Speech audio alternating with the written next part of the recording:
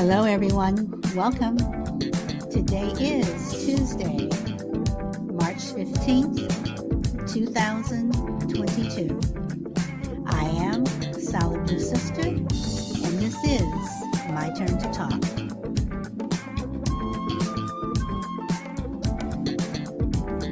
Welcome, Frankie. You are number 1. And welcome, Baron. You are number 2.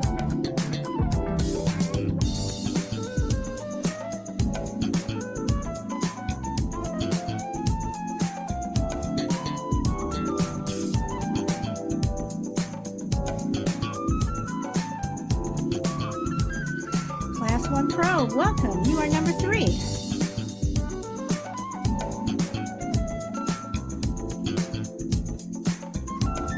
Okay, we're going to get this started. All right, so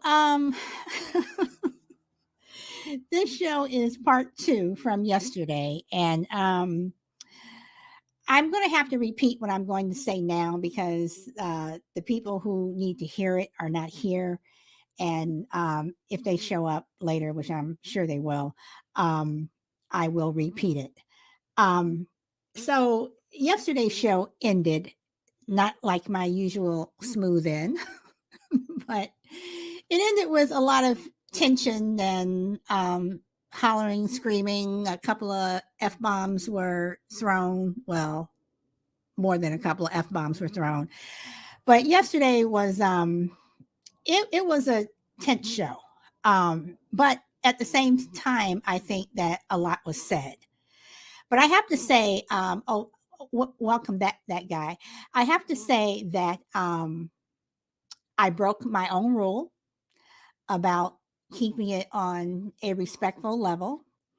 And part of that was because there were a lot of emotions involved yesterday. And I understand it. But it did get out of hand at one point or 2 points or 3 points. Welcome, Feisty One, and welcome, Chill. Welcome, Roxy. So, having said that, and again, I know I'm going to have to repeat this again because, certain parties who are not here need to hear it again if they show up. So, we'll pick up the show from where we left off yesterday. And as all of you know, I'm not one for interrupting each other, but there are times when you got to let the interruptions happen, whatever. But as I let people up on the panel, if someone else has been waiting and they have not had a chance to speak, and then I let you up on the panel, when the previous person stops talking, please don't just jump in and start talking, because the person who was waiting the longest and has been waiting patiently, I'm going to let them speak first. So that is only fair. So again, we can start off with where we left off yesterday. And Chill, I have to say thank you, because I do know that you were being the voice of reason yesterday. So I appreciate that. So on that note, guys, and Class 1 Pro, I didn't get a chance to read all of your comments out loud, but I did read every last one of them that you wrote. And you made a lot of sense. So with that said, if you guys want to come up and we'll see how today goes. So hold on. And I think that's it. Okay. Okay. I have you, and hold on. Yes, Frankie. Yes.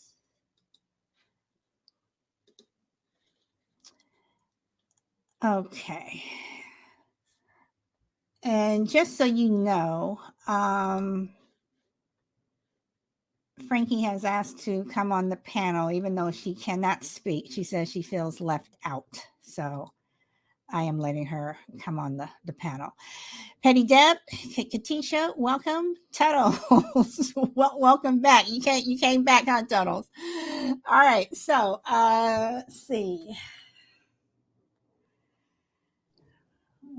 Okay. Frankie, you need to mute yourself. All right. So who wants to start? Ba? Yeah, I suppose I'll start. Okay. Since I feel like I was the one that started all that yesterday, I felt like I threw a grenade into a room and left and just watched the carnage happen. which look, I need to clear myself. The intention was not that. Like when I joined the show late and listening to Bro. I've heard Bro on the show a few times, and I've never actually had the opportunity to kind of debate back and forth with him. The shows that he calls in on, they're maybe the lighter hearted shows where I've seen him. I've maybe only seen him 3 or 4 times, but I can tell a lot of his rhetoric. That we could have a great conversation, and that's why we're having him on Friendly Differences as well, because I think. For instance, for a couple of his comments yesterday that I have to push back on, and I don't want to start, getting into it already, but I'm just saying the topic at hand yesterday was something that I do worry about, and it's probably the main reason why, in the last 2 or 3 months, I feel like I'm on edge every time I talk, because I know this conversation will come up one day, and I've had a lot of respect from a lot of people and nice words said about me since I've been on the show, and I really appreciate that. But ultimately, I knew that this day would, and not that I don't want to sound dramatic, but that this day would come, and I knew that some people might not feel that same way about me because of my views. And I just want to say, it's not the fact that I said this yesterday. It's not the fact that you guys are obviously you're black and Chill Will and Shy Lady, and it may feel like I'm attacking you guys by saying things like the victim culture, or I don't agree with reparations and things, but ultimately I would be saying the exact same things to all those categories that I mentioned yesterday. This, if the natives or the Australian Aborigines or the Jews, even, I don't agree that the Jewish people who live today are still receiving checks for the Holocaust. It seems like a handout, and I definitely don't agree with it. So, hopefully tonight it'll be a lot less, well, not, I mean, I like the emotions, I like the fieriness, but just like the not shouting over each other and letting each other speak. And ultimately tonight, what I'm going to try and do is kind of point out that the philosophy in reparations, or in that what is being said, needs to be a true philosophy. It needs to be moralistic. It needs to be the principles need to be set and carried out for all types of people, not and that statement right there might offend someone, because you guys are so what your race went through back in back in slavery times. But what you need to do, if you don't need to, because I'm not telling you guys what to do, but I feel that people need to be a bit more impartial and think, we've all had a hard history. Yes, the slavery thing is more brutal than a lot of other people's, but I don't think that's a moral that we can grade things on. That we were whipped and lynched and beaten, and then the Scottish people say, well, we had our houses burned down. Which one deserves more? That argument for me doesn't stand anywhere in the world. Never mind, this conversation. I think you need to be, true to your morals and true to your principles and stand by them. So, I'll leave it at that. I'll pass the mic. Okay, so but let me ask this. And this is not an attack. This because this has been said, by people of color. When I say people of color, I'm mainly talking about, Black people, African Americans, Haitians, Jamaicans, even. I mean, just have you heard that when Black people say white people just don't get it? Have you ever heard that term or heard people say Yeah, that? well, I mean, that's what I was meaning by Bro yesterday, saying that white people don't get a say, and he said something about you won't understand Black history by default, and you hear this saying about white people won't never understand. I really hate that. I mean, each to your own. You can say it. I'm not saying I should be able to shut down your speech. We've all got free speech, but I really don't get that. It's like when the abortion argument, when they say the man doesn't get a say.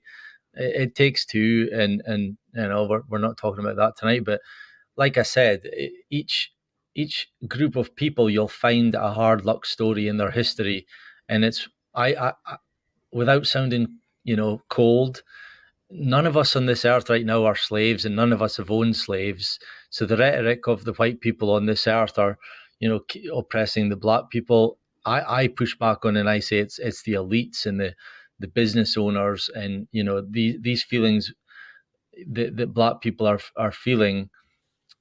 I do think there is a certain degree of people who do have the victim culture, and you maybe don't. You don't have to defend yourself to me. You maybe see it, and I don't. But for any instance that you bring up tonight, I could be saying the same thing for another race or another person, another sex. We all have our struggles, and I don't think that anyone on this earth can be like comparable to like what slaves went through. Oh, okay. The reason why, you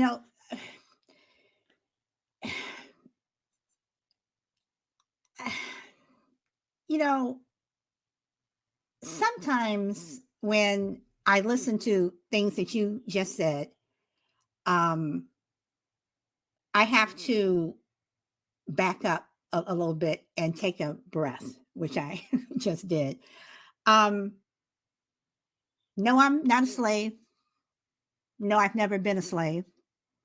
But I've been treated like one. I have been treated like one many, many times. And I've been on this earth for a while now. And I've seen the way my parents were treated. My dad was born in Alabama. Refused. His family moved to Chicago when he was 12, and he refused to go back down south. And he would never ever talk about the South. Never. He always changed the subject. It wasn't until we got older that we started to get bits and pieces from his sister, my aunt, and his brother, my uncle. We got bits and pieces. But it wasn't until my father passed away in 2018 that my sister and I got the full story, why he would never go down south. And what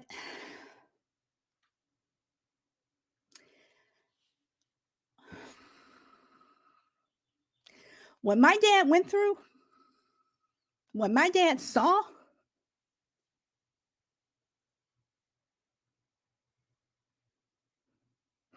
brutal, absolutely brutal. And my father, next to my son, is one of the nicest people you would ever meet. Never called anybody out of their name, never used a racial slur, would get upset if he heard my mom curse. Just a nice man.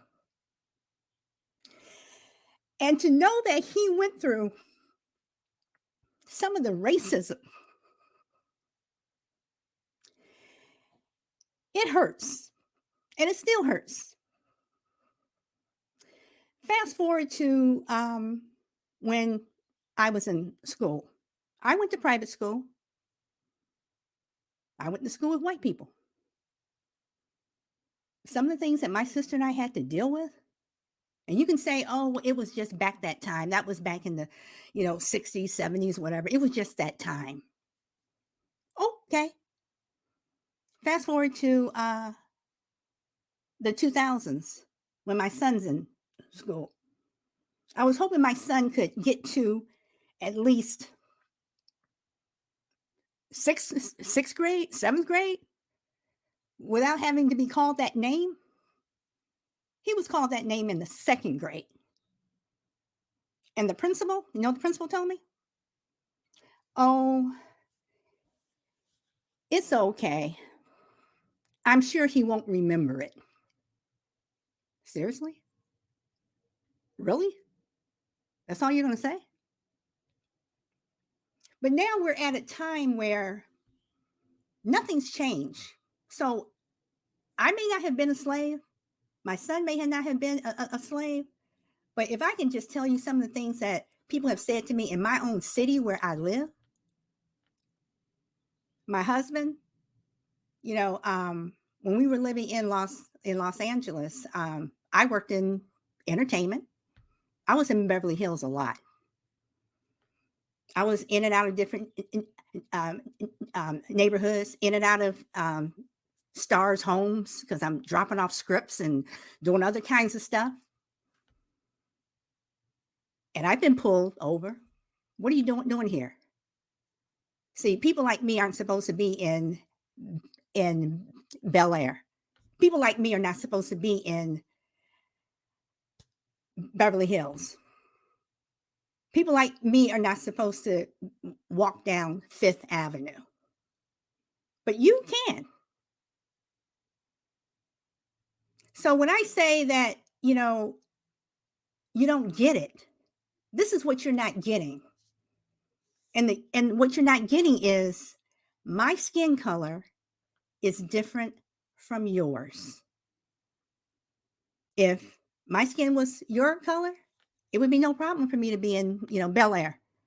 I have been in some homes of some of the stars that you guys have, that have won Academy Awards. I've been to parties. I've been everywhere. But I've also been stopped and I've been questioned. I have set up security for some of these people and have been questioned by the very security that I set up. While someone who was considered a nobody got a free pass. Okay. It's exhausting. It's hard. It's tough. So I'm not playing the victim. I don't think that I need to have anything, more or less than anyone else, but no one's better than me. And I'm not better than anyone else. But there are people who feel that I am less than.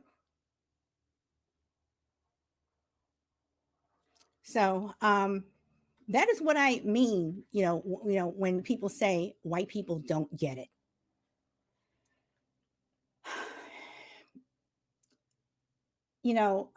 Representative Chip Roy of Texas, about a week and a half ago, used lynchings as a metaphor for justice. He actually said that a lynching is justified. That lynchings, was a way to have justice. Really? This is 2022, and this is what we're still listening to. This is what we are listening to. How are we supposed to feel? What do we tell our children? The talk that we give our children, the talk. Are you going to give your children the same talk? No, you aren't. You can say, oh, be careful when you go out, you know, make sure, if you have daughters, make sure if you go out to parties, people don't put something in your drink, traveling in pairs, watch out for that guy, when your kids, drive, you're telling them to, don't speed or whatever. And if you get pulled over, just do, what the police officer says. Okay. But that's not the same for us. And everyone knows it. Everyone knows it. So now we're fighting over things like CRT and all this other stuff. And like I said, if our children are young enough to experience racism, aren't your children old enough to learn about it? My son was in third grade. I'm sorry, second grade. you know, he was what, 7, 8? And here I am hoping that he would at least not hear that until he gets to sixth grade. Yesterday, Mimi said that she was so happy that she didn't have a son because of the whole driving thing. And you all have all heard about my son and the whole not driving thing. But even my husband, he will tell you, sometimes he breaks out into a sweat if he's driving and there's a police officer behind him. Do you do that? So we're just different. And we know this. And we're different because God blessed us. And I'm going to say blessed because I'm proud of the skin that I'm in. He blessed us with this color. But I bet how many white people would want to be black. So, Bob, I'm going to give you a chance to respond to that. If not, I will pass the mic.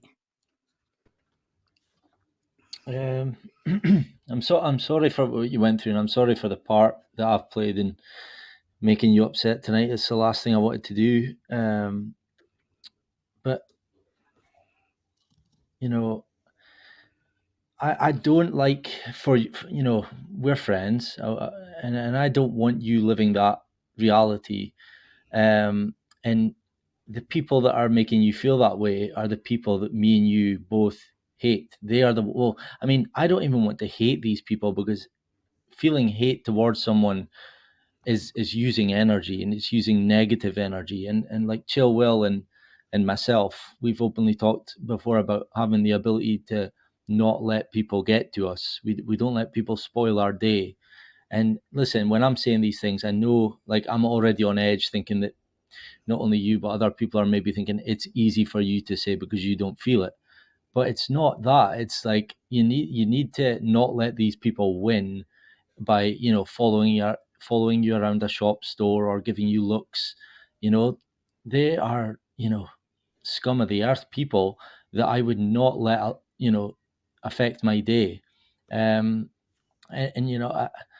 I feel guilty about going on and saying these things because of the story that you've just shared with us. But I can bring up things about white past and what's going on just now with do you agree there's people in the world that white people just wouldn't be safe in? Africa, for instance, Southern America. There's the whole white supremacist, white man bad, white guilt stuff in the media. Like, I seen an argument the other day that the most hated people in the world right now are white Christians, that demographic. And there is an argument for it. Maybe not. I don't know. I haven't. I don't think it should be a point scoring thing that, oh, we are most oppressed. No, we are. No, we are. I don't like that, and I don't want to make.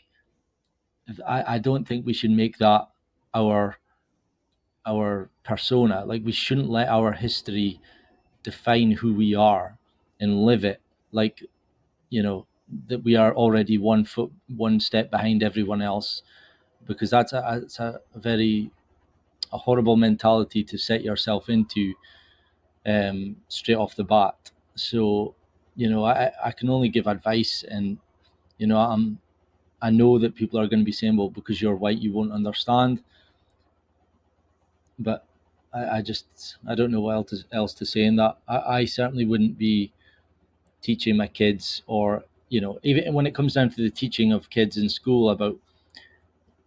I've always said that clearly talking about racism isn't it's not gonna work.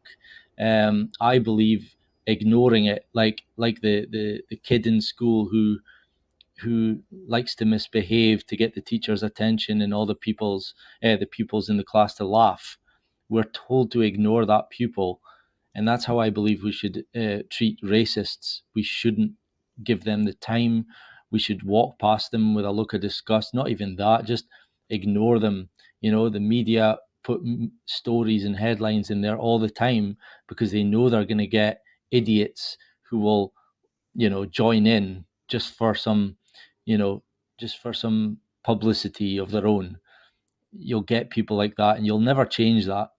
So ultimately, I think we should try a different solution to it, and that's ignore it, and it'll go away. Because when they don't get attention, that they're just going to realize how you know not they're not wanted here on this planet, and it'll eat them up inside. So yeah, I just wanted to say that, and I'll pass the mic. Okay. And Bahram, I want you to know I'm not upset with you. I'm not upset with you at all. And I do consider us friends. We have gotten to know each other. We talk seems like all the time. I think I probably talk to you more than I talk to my husband. You know, but you know, it's just that certain things you can't ignore. And somebody said on a show once, that you know words don't matter, whatever. Words do matter. Words hurt, especially when you're a child and you hear this. Words hurt. And I get emotional when I talk about my dad. But for 81 years, I mean he passed away when he was 81, and he could not talk about this. And whenever you would bring it up, you just see it in his face, in his eyes, just the sadness and the hurt. And this is an 80-year-old man. So words do matter. Words, they you know you know some people, I mean, for me, people have said things to me that I just cannot get over. And people can say, oh, well, you need to move on, whatever. But there are certain things that you can't move on from. So I don't think racism needs to be ignored. I think it needs to be talked about, because that's the problem. We're so busy ignoring it that we're ignoring all the other issues that come along with it. And there are a lot of issues. Welcome, El Gato. So I have talked enough. I apologize. And again, I'm going to repeat what I said earlier for the people who have come in and didn't hear it.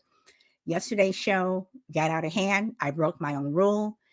If you want to come up on the mic, you can. However, the way you come up on the mic is the way you're going to speak. So I don't want anyone just jumping in, whatever. I do pass the mic on this show.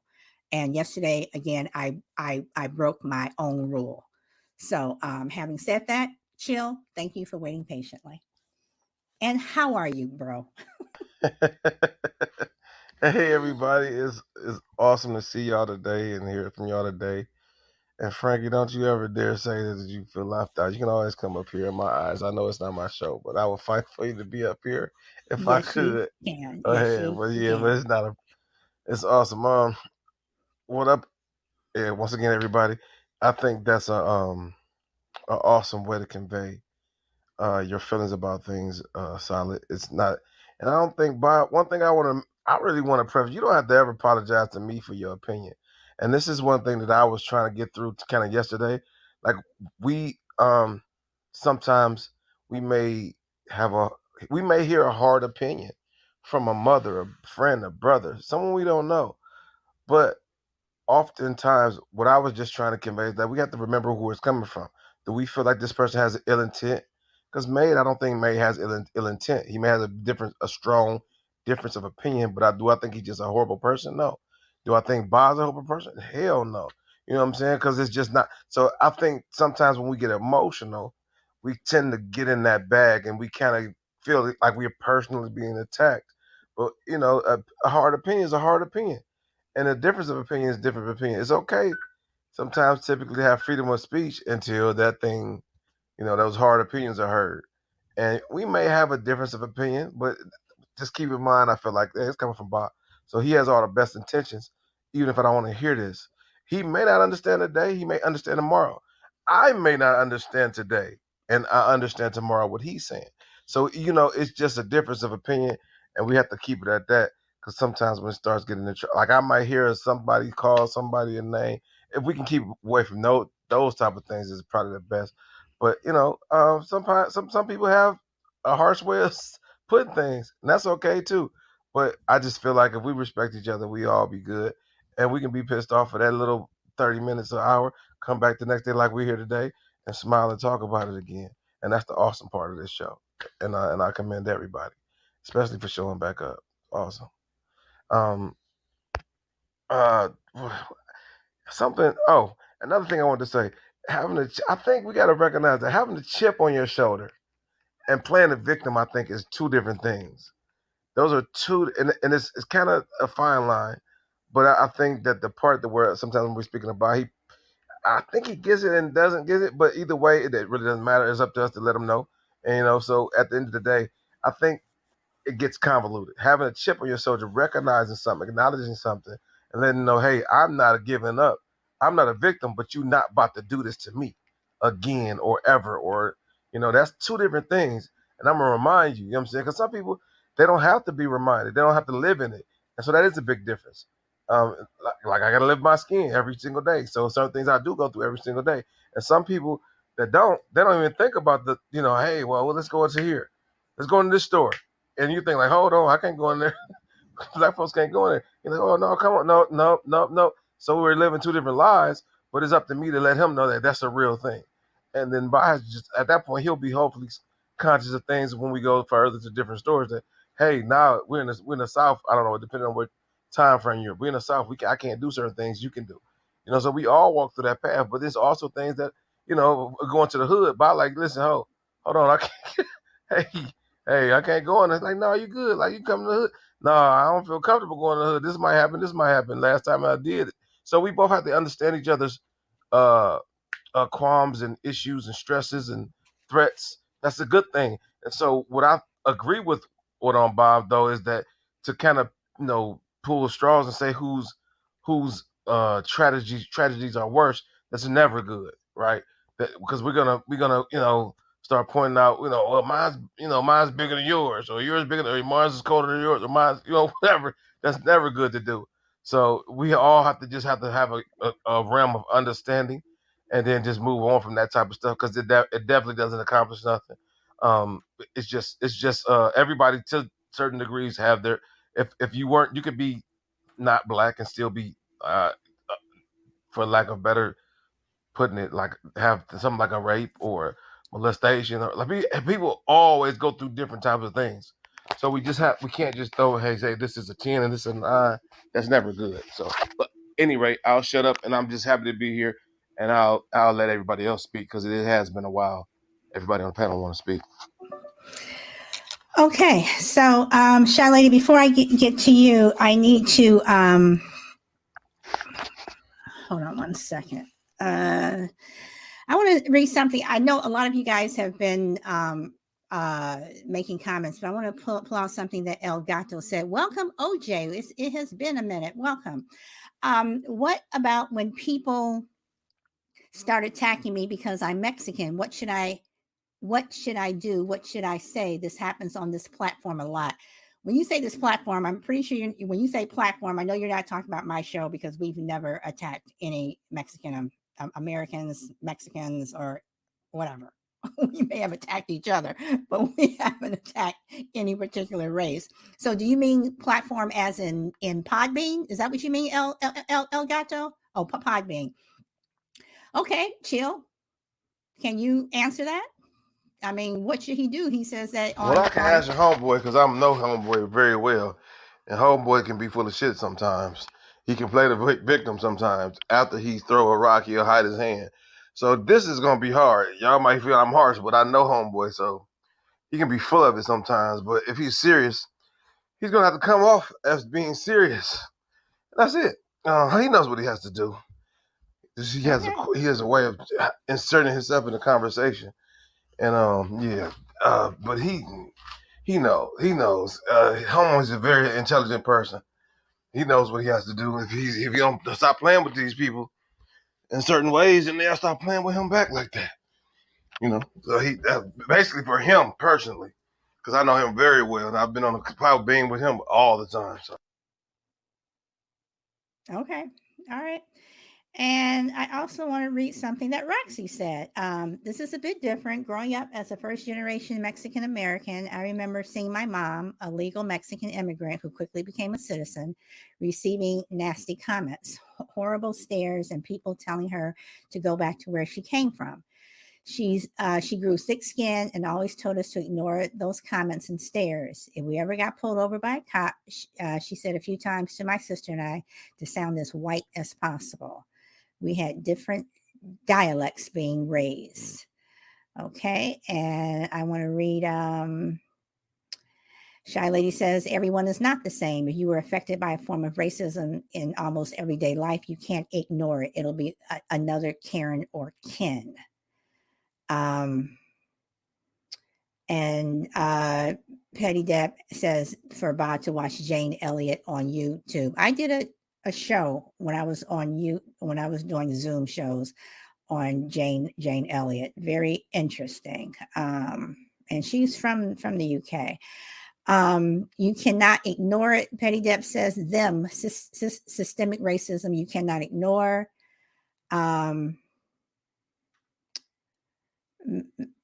Matt Mateman says, find someone looking the same like you and support them. I'm not sure. Let me go back up what you're talking about. Okay, not sure. And Salabaloo, can I say something real quick? Mm-hmm. Homeboy used to be called well, he has a different screen name. I'm not just calling him Homeboy like to not say to be personal. Are you talking about El Gato? Okay. El Gato has a different screen name. His initial screen name was actually called Homeboy. So that's what I meant. Because I think about it, it seemed like I was being super not personal. But no, his name used to be Homeboy, or he has a different screen name. And Tuttles, yeah, I know that might happen, but I'm saying to Homeboy is that he has to present himself in a manner of not taking that stuff, or just don't be a part of it. Because he's a great guy, intelligent guy. But he knows that's the whole thing. But he knows we've had that conversation before, and I'll bow out. All right, Shy Lady, I apologize. You have the mic. Welcome. Hey, welcome, my solid sister. I don't have a whole lot to say. I mean, this is part two from yesterday. I'm not going to get into. I was going back and forth with made man, whatever. But the Bible says, and not trying to insult him, don't get caught with, a fool in their folly. And so I'm not going to continue to address any of the stuff because it doesn't even make sense. But anyway, good topic as always, and I'll jump in when necessary. Okay, thank you. And Mate Man, you have the mic. Hello, everybody. I Hello. hope everybody's doing well. Shy lady. Okay, so you're speaking on the behalf of what? The same person that you're complaining gave you racism and oppressed you. You're speaking on behalf of their religion that they taught you, the indoctrination of that, and then you're talking about you're being oppressed, and that's what they used to oppress your ancestors that you always glorify and talking about all of that. So why still using that custom? I'm very interested to know why. Because as Africans, no comment. You're not gonna. That's the thing. People are in between all of you know what? That's not my topic. Yeah, so what are we going to talk about? Are we going to finish the conversation yesterday that we were talking about? Soul Sister. Um, I said that. Yes, we can. This is part two, a continuation from yesterday. So, and I know you had this. You wanted to say something yesterday. So, do you want to make that comment now, or May? I was waiting for the other relevant authorities like Mr. Revolutionary Brother and those I personnel. mean, I don't want to say victims because I came back with ammunition for days. well, as I said, and you weren't on when I first started the show. I said that yesterday I broke my own rule about being respectful, and I want to keep that. So if those two people show up, I will say it to them. But you can have all the ammunition you want. Just we won't repeat. Yes, we will not repeat yesterday. Of course, I don't have any problem. All right, so this is just one of the rundown. All right, so I understand that America have not given black people their rights, their relevant dues, you would call it reparation, which which is a fair concept because when the Irish came, they gave them housing, they gave them money in to start their own little community and their own little shops and stuff like that. Same with the Italian. So you all notice that you have like a little Italian area, and you have an Irish area, you have a Jewish area and stuff like that. Yes, they were funded. They gave the American government gave them money to start set up shop when all of them came off the boats and stuff like that. And I understand, yes, very cold heartedly, it's very unfair, for real. And this is something that I've known over the years. It's not yesterday or I looked it up or whatever. I've known that. And funny enough, when they bombed Hiroshima and Nagasaki, the Americans paid reparations to the Japanese as well for Yeah, the bombing of yeah. Hiroshima and Nagasaki. A lot of people don't. I don't think a lot of people know that. So I'm saying that to say this. You realize that the government doesn't really give a fuck about black people. If they're doing so much negative shit to other races or ethnicity of people, or they themselves didn't even do it, but yet still they're paying reparations to them, funding them and giving them money and stuff like that. And black people who you guys say help build the country and carry the country on your back haven't received shit. So now you tell me, would one want to live in a system like that? Hmm. Because it seems to me the cards has been stacked against me. I'm against all odds, every race of people. I'm not saying you should up and leave your homes. No, I'm not saying that. I'm saying leave, fight, stop. It, it's funny. Everybody wants us to have this cancel culture about a lot of unnecessary shit. But when it comes to real matters, then you only protest for a while and then it stops and you only have a few continuing, but everybody else dies down and they go back to their everyday life facing the same situation. And to me, yes, it's complaining because here in the Caribbean, I don't want to say we have it worse or harder than you guys, but it's very, very crazy here because we have to deal with our own kind trying to kill us, which is the police, a black police. You have to deal with systematic classism. Yes, that's a thing that exists in the Caribbean. So we have like the upper class white people, the upper class brown skinned people, and we have the Chinese. Yeah, I'm not talking about like just recently coming in.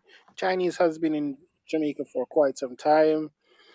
Of course, with the white people, because America, I'm gonna say this. I'm not trying to be rude. America is a very fucked up country.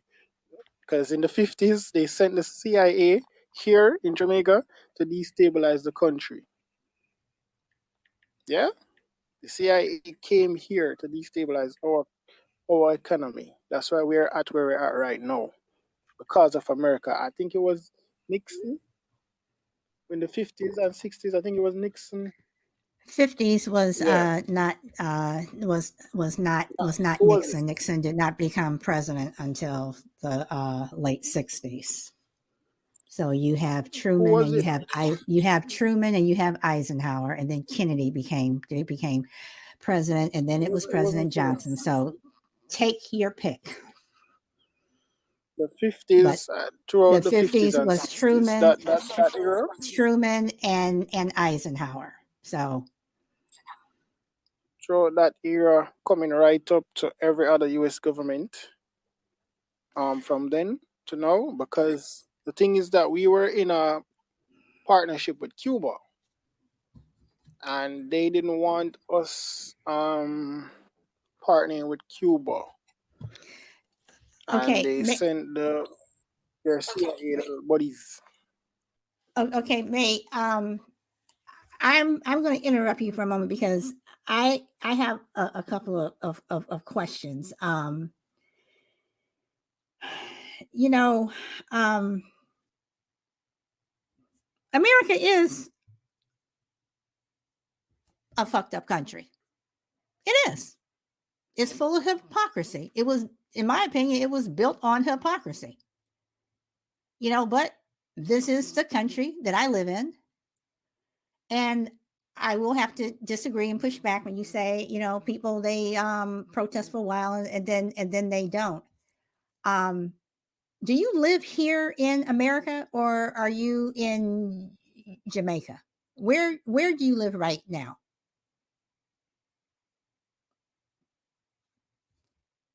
Mate, My apologies. Back and forth. Back and forth. Sorry. where? Okay, so I live in Jamaica, but I back and forth. I go back and forth because of work. So, okay, so why do you come here? because I got offered yesterday. Okay, let's give you a rundown. Just like you, I'm in the entertainment business, but not like that kind of entertainment, not music. I do with stage concerts, so touring reasons and stuff like that. Yeah, I'm a lighting personnel. So wherever the work goes, or someone hires me to say, all right, we're gonna go there to do a 3-day show, whatever. I'm like, all right, cool. So that So you're not a citizen of the United States. no, ma'am. Okay. All right. So, but you come here, but when you come here, there's opportunity for you here because you're coming here to build the sets or stages or whatever you're doing. So No, you're here my for the opportunity. opportunity. No, the opportunity is that I got to travel, the tour, I don't come there to do nothing else, but I just go around a console for like half an hour, 15 minutes, depending on how long the performance is, and I'm done for the night. Packed up, go back to my hotel or whatever. Yeah, so it's not like I go there to do the rigorous work or Okay. So, so I have to ask you, being a person of color from another country, um, do you even truly understand the struggle? I mean, have you heard that term? I mean, do you truly um, understand it? And that the fact that what you may see, and I'm gonna bring the media in on this, what they may show you clips of on TV, whatever. But do you truly understand the struggle that people are in constantly, day after day after day after day, that you don't see televised? I mean, Gil Scott Heron said back in the early 70s, the revolution will not be televised. Well, part of it has, but there's a lot of it that hasn't. So people do, when you say that, that they'll protest, they'll complain about something, and then they'll just go back to what they're doing. I have to push back on that. You know, that's not true. Petty Deb, I know you says you're on my panel, but I don't see you. So if I don't see you, I can't give you the mic because you aren't here. So can you leave the room totally? Just leave completely and then come back in. I see her, Solid, and she can unmute No, herself. right, but but I don't see her. If I don't see her, then it doesn't matter if you all see her. If I don't see her, she's not going to be able to say anything. No, So well, can she can unmute herself, speak, and then come back. Is what I'm saying. Because if I got a mute button, I can unmute and speak. So she no, should be. I know. Okay. I mean, okay, but that's kind of what drive me crazy though. But anyway, Gotcha. all right. So May, I mean, do you understand what I'm saying? Because Can I, to me, it seems like that you're taking advantage of a country that's giving you opportunity, but yet you're saying that we're fucked up, and yeah, we are. But I live here, and you know, and I put so yeah. So yes, all right. That's the thing. You acknowledge that it's fucked up. Sorry. no, Yeah, you that was Petty acknowledge Deb, that it's fucked and I up. see you. Yeah, you Okay. acknowledge that it's fucked up. So if someone calls a spade, it's an issue. Fine, fair enough. I have a question for you though. Do you have a second device on you right now? A second device. A phone, yeah. Do you have a second phone on you? Secondary phone on you? I have a phone. I have an iPad that is near. Why? All right. I sent you something on Instagram quite a while ago. I unsent that one and I sent you something fresh yesterday. I would like for you to take a look at it while everybody else talk, but I would like for you to bring it up in the conversation now as we speak. But I would like you to take a look at that little 1 minute video that I sent you, and I want you to use your observation, use your intellect, everything, your awareness and key eye for details, and tell me what you get from that. Okay, I will do that. And while I'm doing that, I will pass the mic to Petty Deb. And just so you know, if I did not answer you on Instagram, I'm really not on there a lot. I'm usually on there once a day, and that's just to send somebody a particular message, and that person who's on the panel knows who they are. I don't even know how to post on Instagram, so I will look at it now. But I will look at it, May. I will look at it now. Deb, you have the mic. Deb, you there? Okay, Deb is not there. I'm going to go to Shy Lady. Shy Lady, do you want to respond to anything that May said? Because I do believe he asked you a question or brought something up that you had said. I think he mentioned something about America being messed up or whatever, and I said, yeah, it's messed up, but a lot of people are running over here. That's not, and even he himself, he's coming over here too. But yet, A lot of people don't know better that the world is a very, very big place. I think The they, facade that America paints, that it's all sunshine and rainbows and stuff like that, the American dream and making the money, that's the only thing people come there for. And some of them get stuck. That's the thing. That they eventually lose their sense of direction while they're there. Because the only reason they came there was to make money, but they lost themselves in the lifestyle. And that's where everything just goes to fuck. You get me? But yeah, with someone with their head on their shoulder, knowing that you make a couple thousand US dollars and you can go back to your home country and live like a king, as I would say, a god, So that's just how it is. I'm not gonna be one of those person who will lose themselves. I will help the fight. I will fight the struggle, of course. Marcus Garvey came over and did his thing. So I don't have a problem fighting the fight. I just want to know that I have people who, if we're gonna fight, no matter how tired you are, no matter how relentless it is, no matter how hopeless it seems, go out with a bang. That's all I'm saying. Okay, Maid, I don't know what you sent me. I can't find it. I don't know if you sent it under your name or what, but I don't see it. The So I name, don't know if you the sent it name to me. is the name. Yeah, your name is SBA on SBS. Sorry, on Instagram. It's Young LD. Sorry. So it just. I'm solid It's blue sister. Is very simple. Solid blue sister. So I do not see it. So I am going to pass to Mike. Bob, do you have anything you want to add? Because I have a couple of things that I want to say. No, go ahead. Go ahead. Okay, Chill. Yeah. So, I think with May, he obviously has a keen delivery, which can be in itself controversial, which is I think is awesome. He can stir the pot like that. But if he's being himself, then that's awesome. But some of the things that he's saying, I can definitely disagree with. But the one thing that I would like to harp on is the positive, the fact that he could say after all of that, if you're with the fight, I'm willing to fight with you, and no matter how grim it may be. And that's what I want y'all to make sure y'all pay attention to, because we may have some differences. He may have his own way of fighting, but he's with the fight. And I think all of us are here today with the fight in our own way and shape and form. And that's put up and shut up.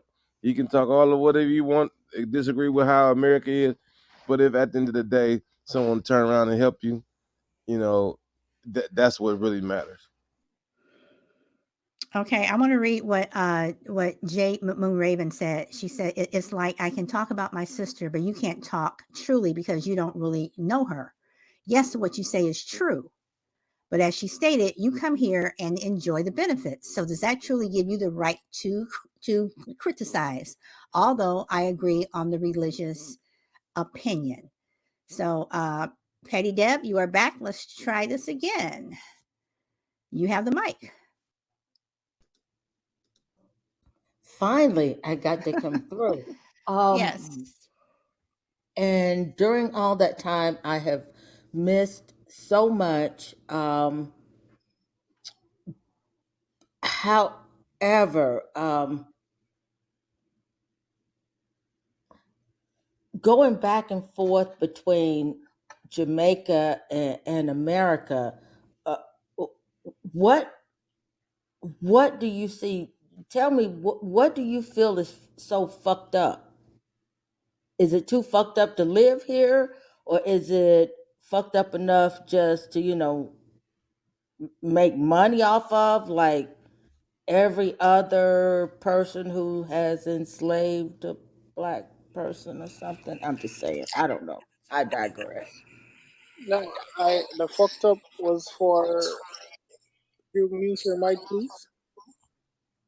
Echo. Yeah, sorry about that. I was just saying the echo kind of annoys me.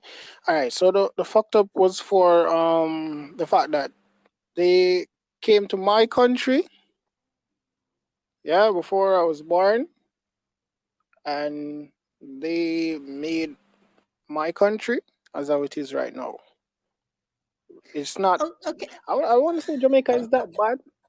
I don't want to say it's that bad, but it could have been better. Trust me. But Way May, fucking better. I'm reading something here. It says, okay, because I'm going to okay. Frankie says, I think you're a hypocrite on so many levels. And you I said don't pay it's Frankie young. anymore. Okay, and you said cool, my boy. I don't know what that means. But hopefully it wasn't a slur or anything. I agree with Frankie because you're upset that America came to your country back in the 50s and I'm not upset. I'm not upset. well, No. okay, wait, hold Let's on, get hold it on, hold clear. on, hold I'm on, not hold on. upset. Okay. You are not upset, but you are making a point that America came to your country back in the 50s and did whatever and made Jamaica the way it is now. But yesterday you were chiding Black people for, wanting to, fight for what happened to them back 400 years ago. So Can I say something on that sure, point? sure. So I mean, I totally get that argument that Maid is talking about. Like, for instance, we have a lot of immigrants coming over to the UK in like early 2000s. A lot of Russians, Latvians, Polish, Lithuanians, and what they were doing is coming over, working hard, working like 12-hour shifts, and some of them were renting homes that had 3 bedrooms, and you would find 14 people living there, night shift, day shift, and they were sending all the money back. Now, at the time it is very annoying, but at the same time, they're only doing what they have to do. They're coming over to the UK because we're giving them free handouts, like we're seeing today with the Ukrainians coming over to the UK and America. Those are the two countries that the Ukrainians are going to, because we give them free handouts and we ignore the natives, the nationalists, the people who have paid taxes. So in Maid's instance, he knows America is effed up, and I think not only America, I think the whole world is effed up to a certain degree, and he's taking what he needs to take. He's using it to his benefit, knowing fine that what he's doing, and some people might say that's hypocritical, but some people say, well, do what you got to do, bud. You got to do it. And then what he's referring to with you guys is if you're living in a country or a state that treats you so poorly, and again, when I say it, I'm not saying that that's not the case, why would you stay there? And I know I've heard you say, I'm not just going to get up and leave, I'm going to fight, and more power to you. But there's no right or wrong there. I just don't want people, of all the things that Maid said, that's the least thing that I would go for him. And there's nothing really there that so far I've heard that I would, attack Maid for. And that comment there is certainly not one that I would focus on. I mean, and Bob, that is your choice, but you can't say that, but then tell other people that they shouldn't say it. No. So if you're, sorry, so I mean, but he's living in a country. I'm sorry, he is coming to a country that is giving him benefits, and then he leaves. But we're not supposed to be here What to, kind of benefits? I'm not taking advantage of any. but still, No. but still have the benefits. I mean, No, he's not saying you should and you shouldn't. He's just saying why. Like, I mean, I'm sure I've asked you that before. Like, if I was living in a town, city, country, state, whatever that treated me and my people horribly, I certainly would leave.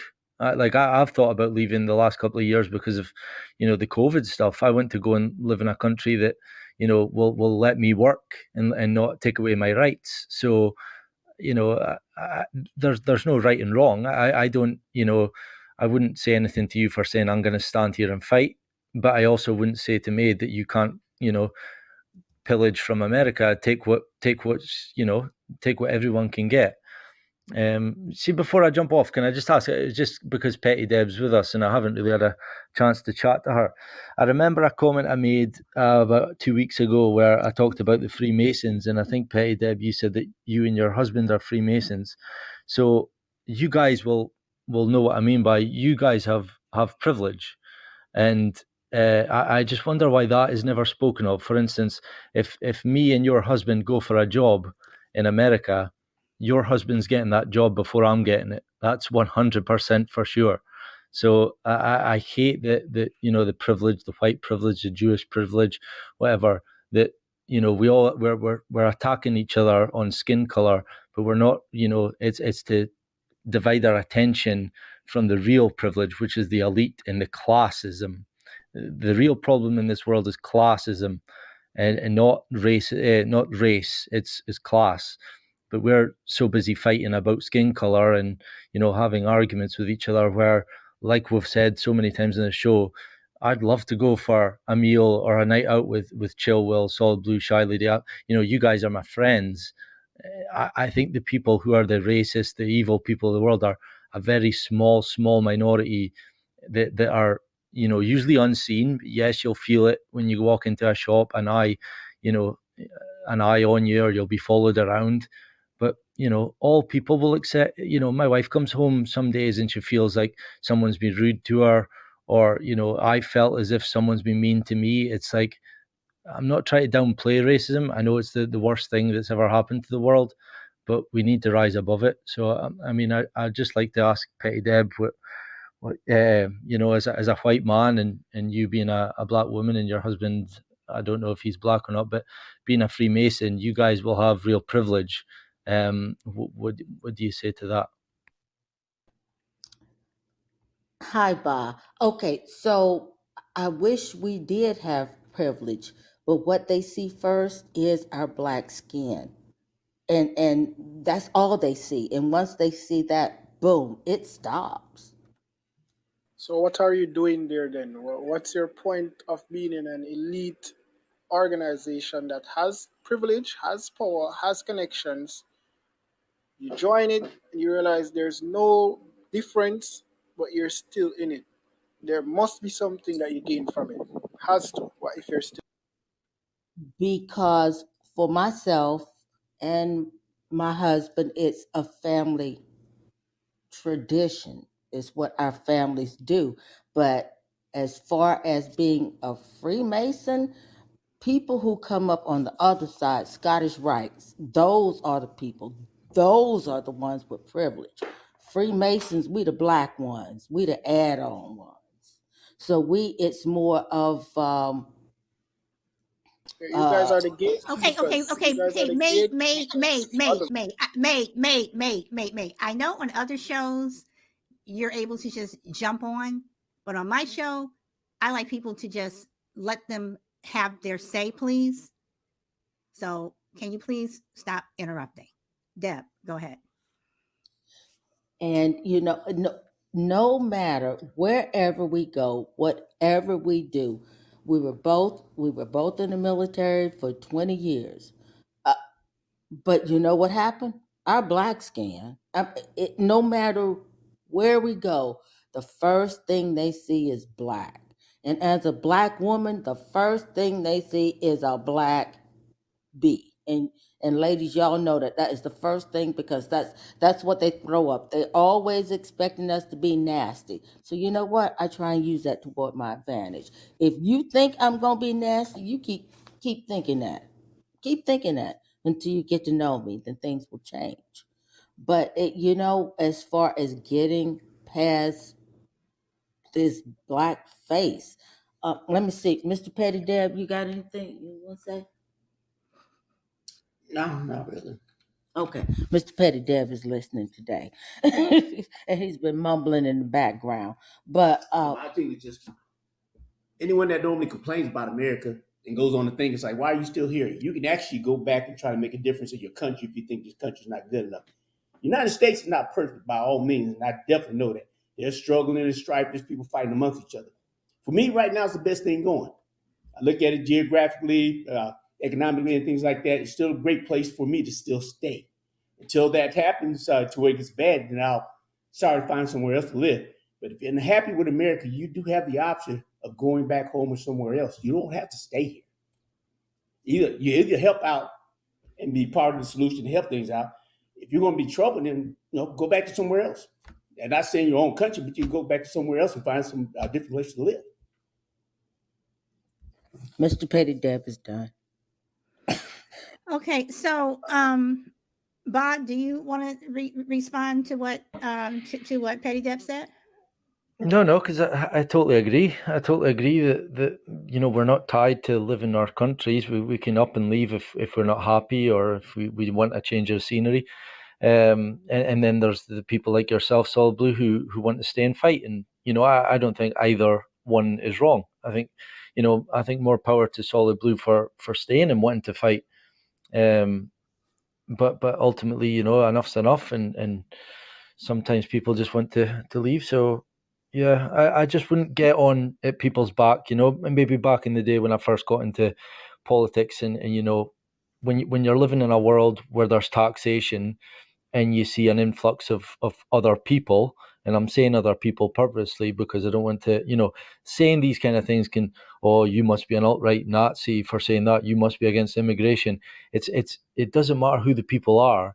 It's the fact that we're having our resources stretched it as it is, and then the government are just going to be like, oh, let's take in another 100,000 Ukrainians or whatever, and the NHS here in the UK is already a joke. If I want to see my doctor, I've got to, sometimes you're told, do you need a phone call or do you need to see him in person? And it's like, no, I really would like to see him in person. Well, actually, if you want to see him in person, it's like a month, but you can actually have a phone call with him in like 2 weeks' time. And I'm like, what?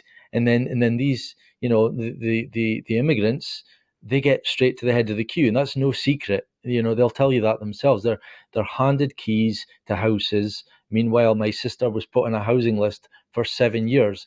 Now, these kind of things are the things that make people mad and hate immigrants, but it's the government that are ultimately doing that. They're causing division by favouring the immigrants.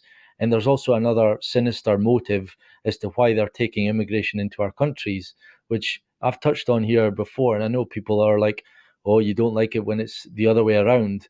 But Joe Biden said it, was it last year or something, where he says that America is going to be, the minority will be the white people.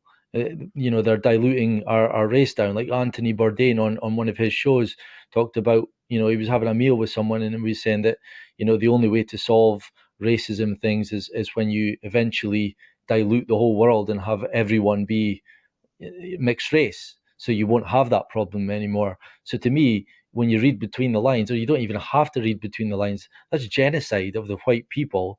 Because if you look into occultism and the people that really run the world, it's the white Europeans that they hate. But you won't see that through the media because they're trying to distract you with white versus black. And it goes to show, when you look at the demographic of the world right now, I think it's like 9% of the world are whites.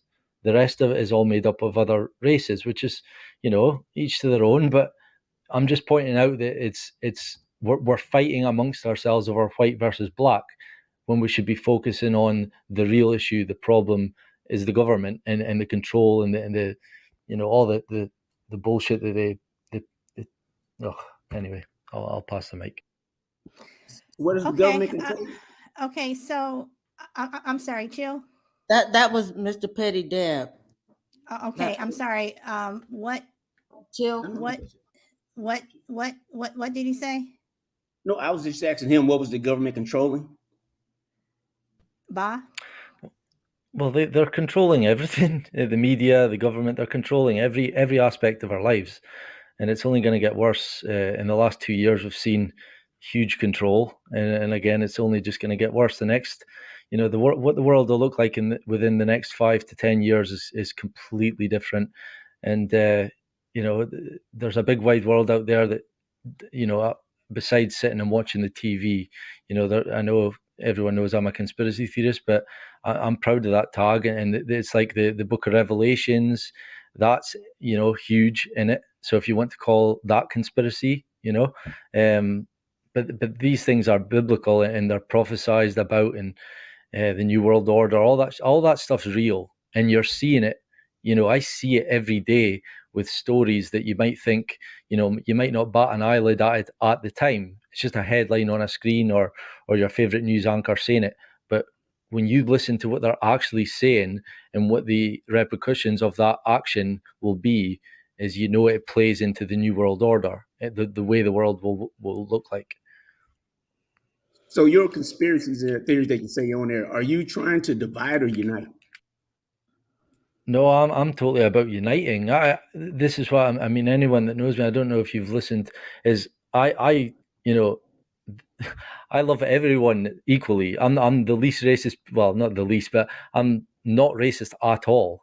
Like I don't want whites and blacks fighting. I want us uniting because we are the power. I know that saying became kind of Trumpy. Divided we fall together. What is it? together we are strong, divided we fall, something like that. That's a true saying, and although it's a Q slogan, that shouldn't worry anyone. The actual matter of fact is that is true. If we want something to change, we stand together and we take on the government and we get them to change it.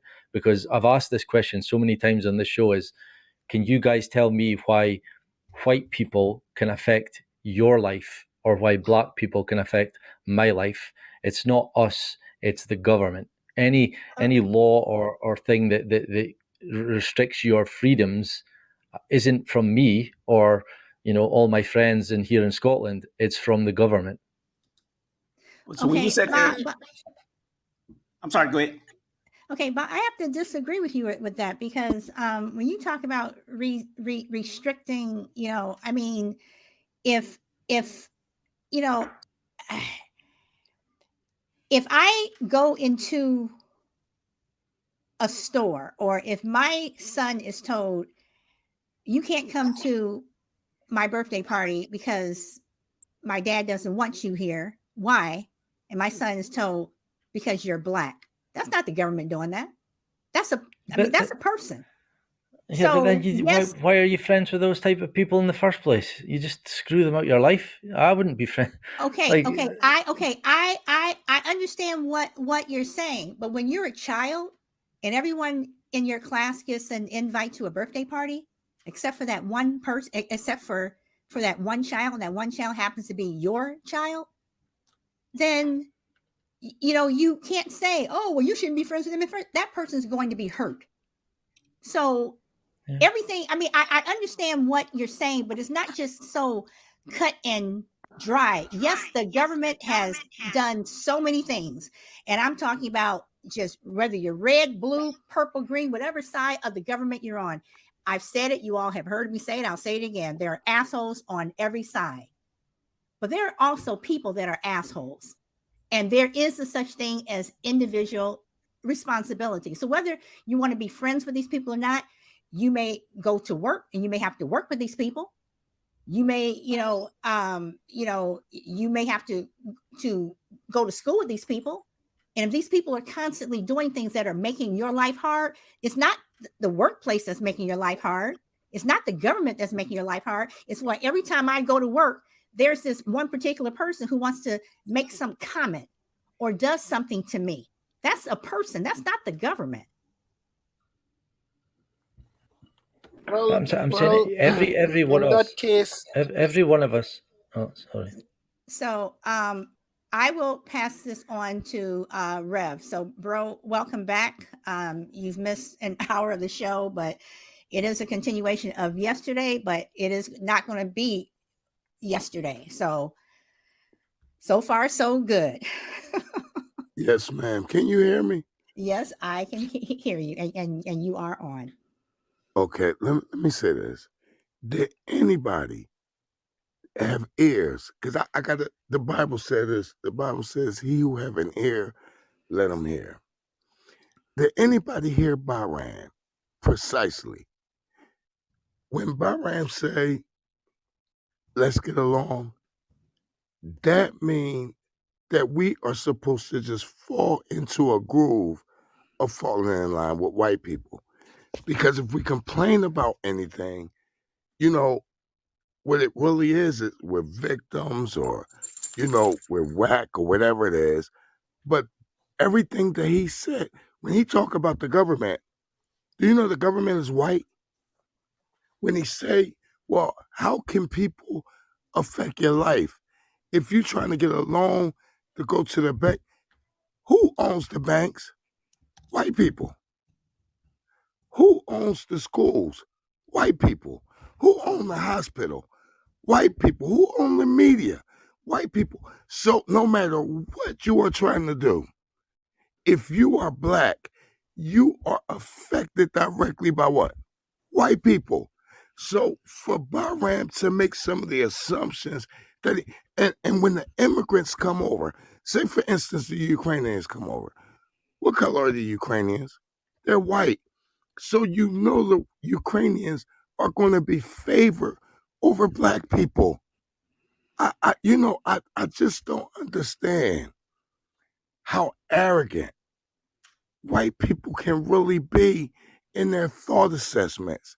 It's weird to me. I'm sorry. Let me pass the mic. I'm going to go to Shy Lady. Can I not answer that? Go Oh, ahead. sure. Go ahead. Yeah. I would say that it's not because they're white that they own those things, or it's not because they're white they're in those positions. It's because they are part of a secret society, and also probably because they're Jewish. And if you look into it, you'll know exactly what I mean. Shy Lady.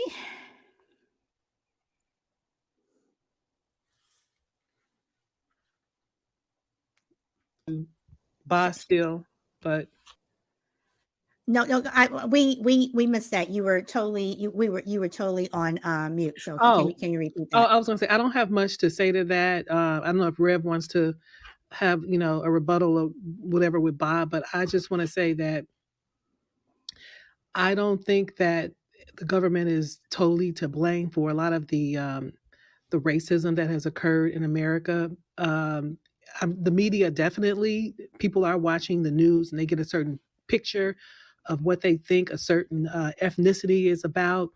And the media has been a very, very strong influence in that. But at the same time, it's how you're brought up, because you can tell your kids if you have media, you can tell your kids that's not true. This is everybody is not like that. This is not real. This is a make believe. The TV is not real. And a lot of times my husband would tell my kids, what when they're watching certain shows on TV, he would tell them that's not real. It's make believe. Someone said, I read something the other day. I think it was on Quora. Someone had mentioned, and it was a white person. I saw their picture, and it said, "Wow, I really wish things were like they were on Leave It to Beaver. Things were great then. It was perfect." And so many people were like, maybe for white people it was in the 1950s, but for black people it wasn't, and for maybe other ethnicities, other uh, people of color, it may not have been beautiful and great. But the actor who played Wally Cleaver on the show made a comment and said, "Yeah, what you saw was TV. It wasn't real. We were actors getting paid. It was not real. It was fantasy." And again, when people watch TV, they actually believe that. They actually believe a lot of what they see with the media and all the things that they show you, a lot of crime, and they report a lot of crime that happened in black neighborhoods. But there are a lot of neighborhoods, you and I coming from Chicago. Chicago was uh, one of the most affluent neighborhoods. Some neighborhoods in Chicago were very affluent blacks living in what they call Peel Hill. Doctors, lawyers, judges. But you didn't see that back in the 60s and 70s, but it was there. But people in other countries, Jamaica or other countries, think that blacks just shoot each other and kill each other, and that's not true. There are a lot of affluent blacks in America, and there have been some for quite some time. They just don't show you that. I have to I will give you the mic next. I have to agree with what Shy Lady says, because I've known Shy Lady we've been friends for almost 40 years, and Feisty One is on the panel. I've known her since she was 6. We grew up across the street from each other. And Feisty One and we lived in one of those neighborhoods. We lived in one of the best black neighborhoods in the city, one of the best. And now, when I go back home, it's the neighborhood that white people are moving into. It's like, now that our parents are getting old and they're dying, whatever, they're buying up, because the kids have moved out of state or moved away, whatever, we're selling our homes, whatever, and white people are buying them. But like Shy Lady says, you don't talk about that. You don't see that when as much as I don't want to bring him up because he's a rapist, But when the Bill Cosby show came on, you had a lot of white people say, "Oh, come on, you can't have a doctor and a lawyer. Come on." I grew up with people who are doctors and lawyers. People, my friends, their parents, their children are doctors, lawyers. So people don't talk about that. They don't see that. And I think that's sad, because I think every neighborhood, every nationality has a doctor and a lawyer. But the media, whether you want to believe it's the left media or the right media, whatever, you don't see that. And the media wasn't around the way it was, 400 years ago, 500 years ago, during the Roman times, whatever. The media wasn't around, but you still had people who wanted to put themselves up higher than other people. And some people will always get the short end. Maid, you have the mic. And I don't really, I don't I even also would like to say one thing to you. You interrupt a lot, but when you have the mic, people do not interrupt you. So please take that into account. You have the mic. I don't have any problem with people interrupting me if You they have choose to. the mic. I don't. You have the mic. Aren't you hearing me? I heard you. Hello? Yes. Oh, I don't have any problem people interrupting me. The reason why I don't want to say I intentionally do it is because things tend to slip from my subconscious. It just tends to slip out of my mind. So I try to get the point across to ask or to get a rebuttal. But all right, because I don't know where to start. Don't know where to even, because everybody said a lot of stuff. Um, but let's go in on Mr. Rev. Let's get a talk from him. All right, so I know most of you are Christians. I don't have any problem with the whole religion of Christian. I'm not an atheist. I'm not a whatever fuck. I'm just me. Um, you're talking about revelation, and Ba had said the same thing. Don't you think men or man, whatever you want to call it, are just doing their own set of revelation? I would say their own. They're doing their own narrative of what you people think is revelation, and not the true sense of what revelation means beyond whatever is happening now.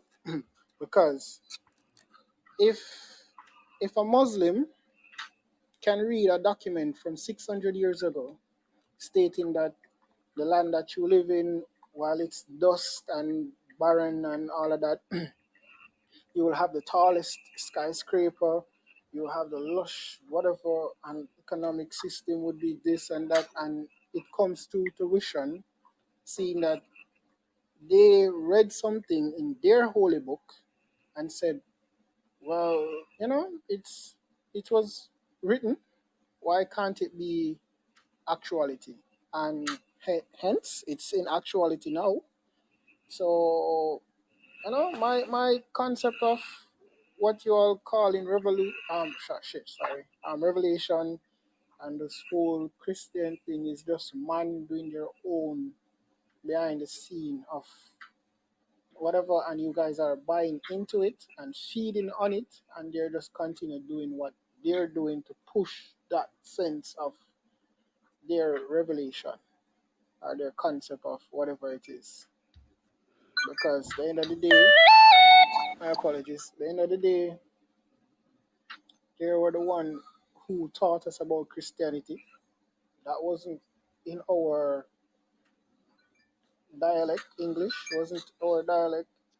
Christianity wasn't even in our knowledge and our understanding. So yet still you're against the white man or the powers maybe that are against you and oppressed you, but you're following in their doctrination of faith. help me understand that for me, please? And you're an older gentleman as well, and you said you're surprised by things that white people do. You have been around. Why are you still surprised up to today's date, current date? You have seen the worst. I hope, I assume, sorry, or heard the worst back in the days from family members.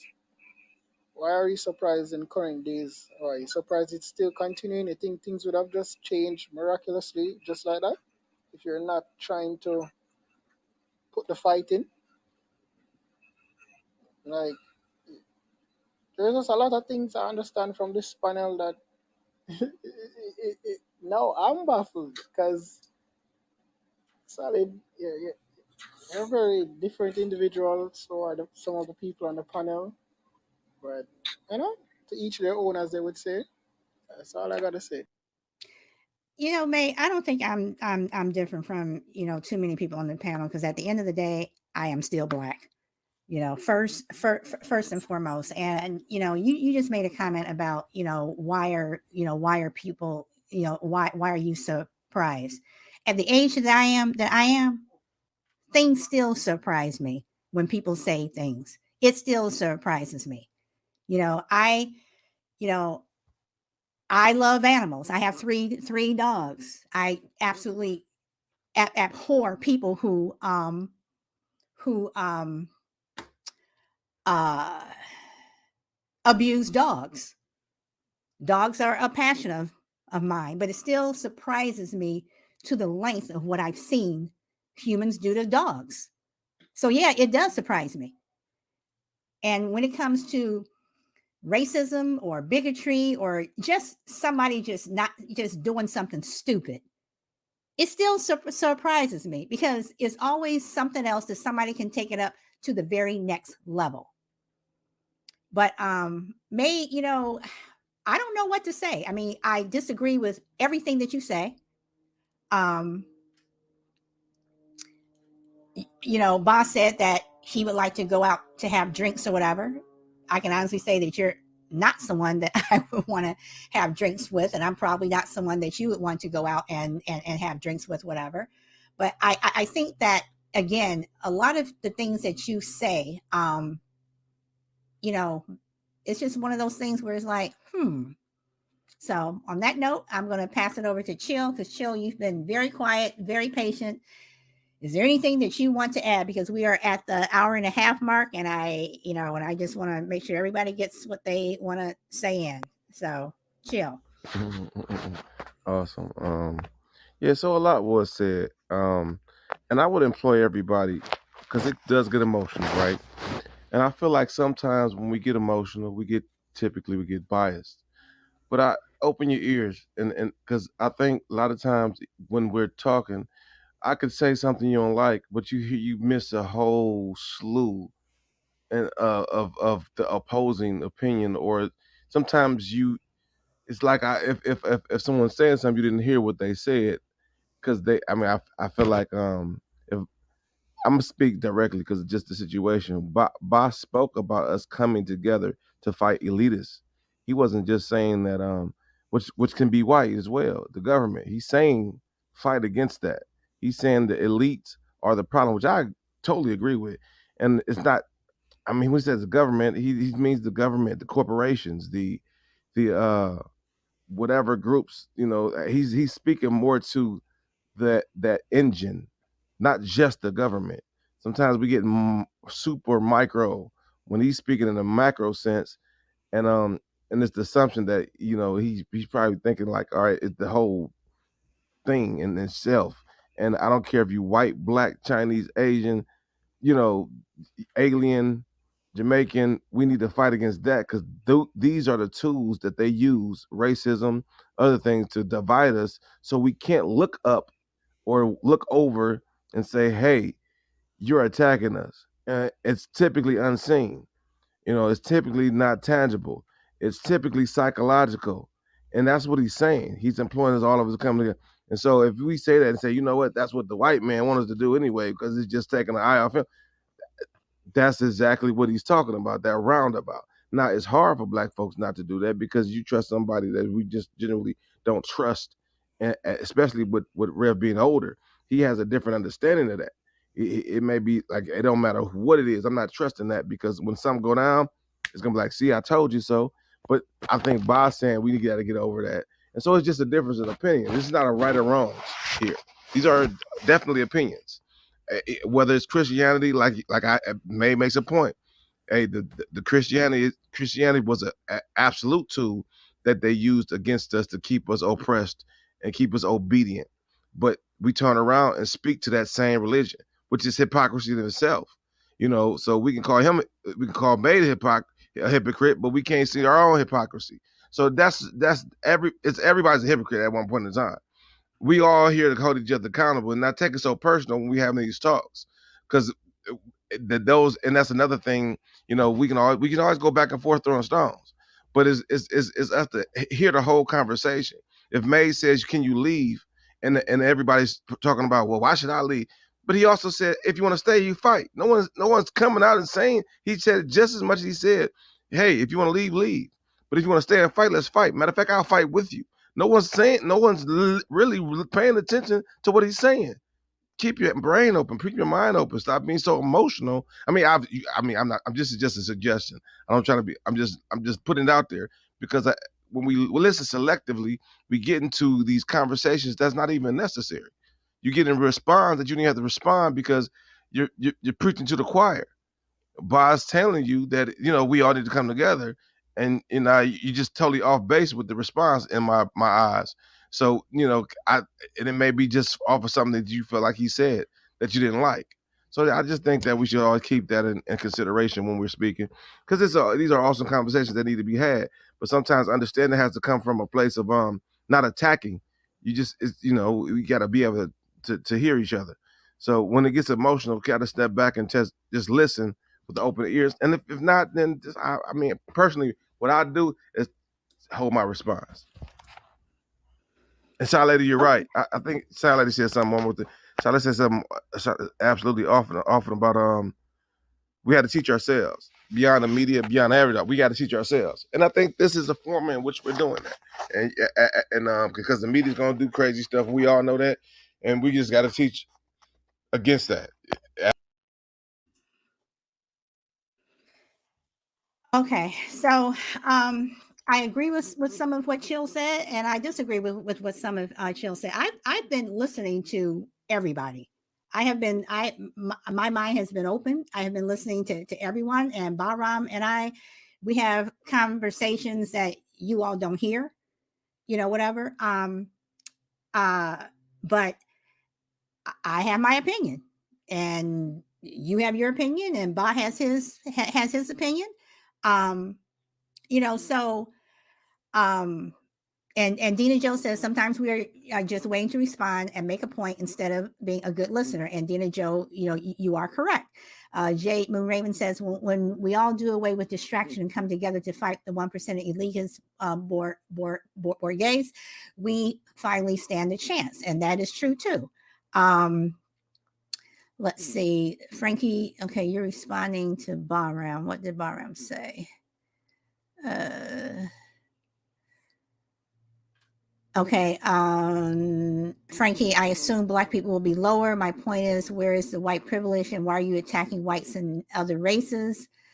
And Frankie says to Bahram, as a white person, I cannot totally understand where.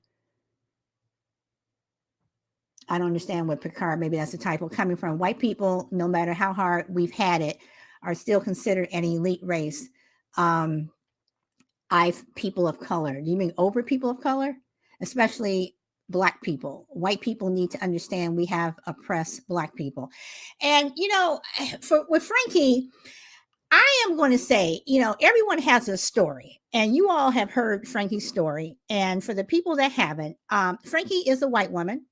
She is in her early 50s, and she has been mute since the age of 10. She became mute from a little boy on her playground, who was also 10 years old, a little white boy, and Frankie was a little white girl, because Frankie was standing up for these two little Black kids, these two Black kids who were being taunted and being hurled racist slurs by this white boy. And the white boy turned around, and after yelling at Frankie, whatever, he socked her in her throat. And that sock made Frankie lose her voice. So I'm assuming, that Frankie cannot, that if she could, she would speak and say whatever. But Frankie and I, we talk a lot via email. And I'm assuming that your views are coming from your experience. So I don't know if that's right. I don't know, if it's wrong, but I think that's where she's coming from. So that was because, okay. And then Class 1 Probe says, was that because he was white or because he was a bully? Okay, I'll give you a little bit more context to the story from what Frankie told me. This one particular little boy, there were very few Black children in the school. And again, Frankie is in her early 50s. So this would have been like in the 70s or whatever, 80s maybe. This one kid would go around just using the N word, just constantly,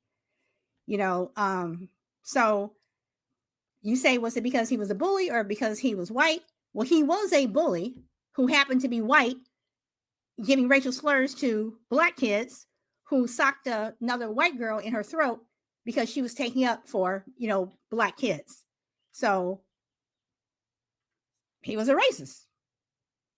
So Class 1, I hope, that's my opinion of it. So, and where do you think he got that word from? From his parents. Most races who use words like that or whatever, no matter whether you're talking about a Black person or a white person or a Latino or Asian, whatever, you usually get it from home. It usually starts at home. Somebody at home is saying that, just like the word stupid, whatever. You're usually getting that from home, and you're coming back and you're saying, oh, you're stupid, you're this. That's coming from home. So, let's see. Jade Muriman says, when we do away with the distraction and come together to fight the 1%. Okay, I already read that. I'm sorry. So yeah. So,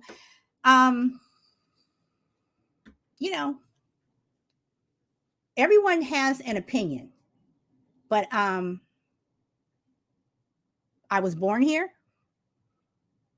I'm raising my son here, who is now an adult, and I'm going to stay here.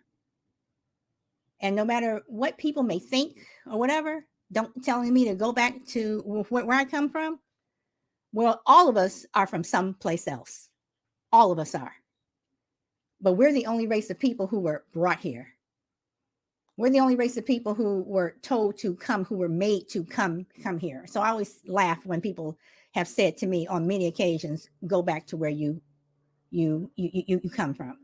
And Tuttle says, yes, but it came from somewhere to get there. Racism is a virus that spreads. Yes, it is. Yes, it is. Okay, so we are almost, I'm not going to take this all the way to 2 hours. So, bro, I'm going to pass this back to you. Can you hear me? Yes, I can hear you, bro. Okay, thank you. Do you know, I struggle with Black men in particular, because a lot of them seem like since they have a white girlfriend now, everything is cool. Like racism, lynching, everything is over. Let me say this. I've been listening completely to what everybody have been saying. When Made Man said what he said yesterday, and everybody got mad at him about that you can go thing, he was being so nonchalant, so cavalier with it, that he almost made you overlook everything else. You can't just pick up on one thing. Do you know Kanye West? Kanye West said that Harriet Tubman didn't do nothing for Black people but take Black men to the North so that they could work for the Industrial Revolution at the time. He said she didn't free slaves. He said that was all she did. Now, it was a couple good things he said, like black people need to have their own land. They need to grow their own food. But what he said was so ridiculous that it negated everything else that he said when he made that reference to Harriet Tubman. And what I'm saying is you can say one good thing, but it's negated by the ridiculousness that you spew out your mouth.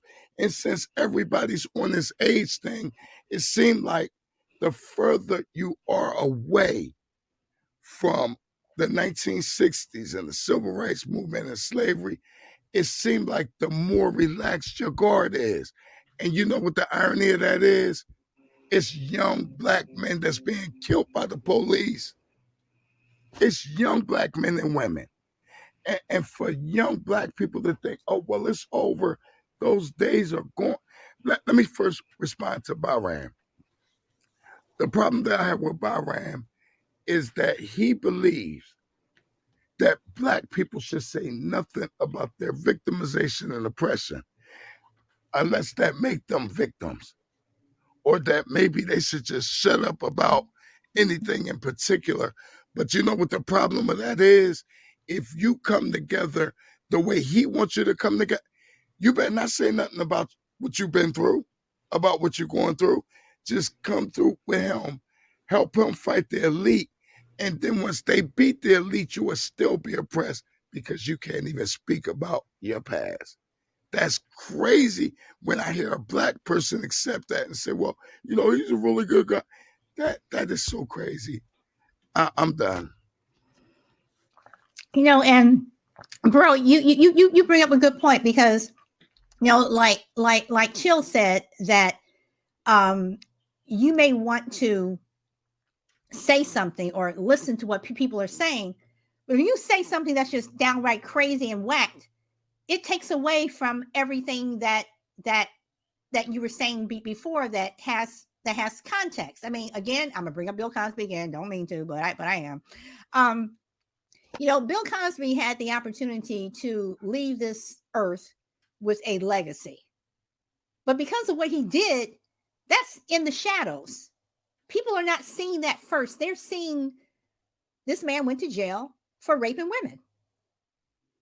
And, you know, so again, it's like, if you're going to want to be heard, then don't say something that just doesn't make any sense.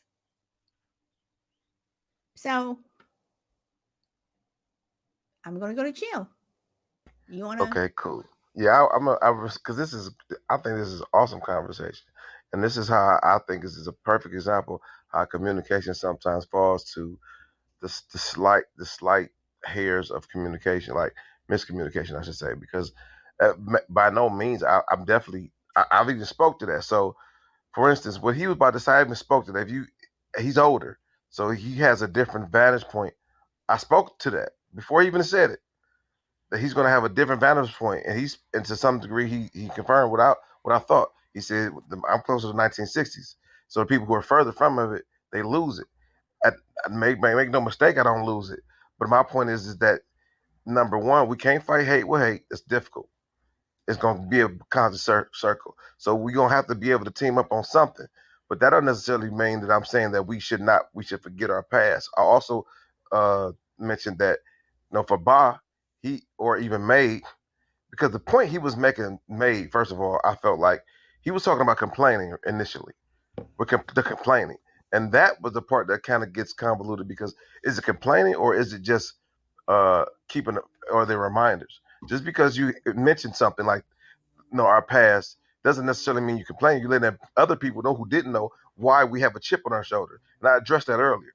So that's what he was talking about. So if he's saying stop complaining, either leave or fight, it's nothing ridiculous about what he said. That's not ridiculous. We all would tell our children that. This is something my grandma would tell you. Your grandma would tell you that. If you don't like it, then leave. If you're gonna sit up and stay, then shut up and deal with it. That's what your grandma was gonna tell you, right? So that's what basically May was saying a different way. I feel like, don't complain, fight, or leave. That's typical. That's not a crazy statement. No, it isn't. I don't but feel.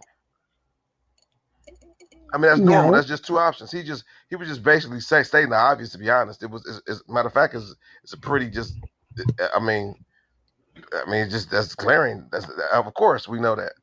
To be honest, you could say that, but at the end of the day, what is complaining? You know what I mean? What we weren't. If you feel like I wasn't complaining, I was just letting you know this is why we do things. You know what I mean? But beyond that, all right, what's the solutions? And Bob's right. Well, so all right, we know that. I think we all were there. We talking about it. We talking in circles. So what's the solution? How we move forward? And that's just how I feel like we. As a matter of fact, are we even talking about the same issue? Like, or is it the right issue are we talking about? Because we're running and chasing our tails when the elitists are looking at us, and we should be fighting them, not even trying to combat this. So it's really just a difference of opinion on what the solutions are, what complaining is, like what the operational definitions of certain things are, and that's the bottom line for me. Because make no mistake, I'm I'm not just some type of pushover that's just gonna be like, hey, let's hop and you just use me. I'm use me for your own gain, beneficial gain, and then drop me off at some other corner and I'll be okay. No, that's not what I'm saying. I'm just making sure that I bridge. I feel like sometimes it's a misunderstanding, and I don't want to have that amongst each other, and we arguing for like silly reasons because I feel like we ain't understanding each other. That's my thing because I often I fall victim to it too. So But chill, okay. But I will say this, and I'm going to go around the room. This is the one last time. Keep it brief. Keep it brief, okay? Because you all have like 3 minutes to keep it brief. But chill, I will say what you may think is silly may not be silly to someone else. So that I'm going to say, May, you have the mic. Keep it brief. Last words. I'm just saying, talking is one thing, but wouldn't it be a greater story to pass down to your generation that you were in the fight, that made a difference, a real difference?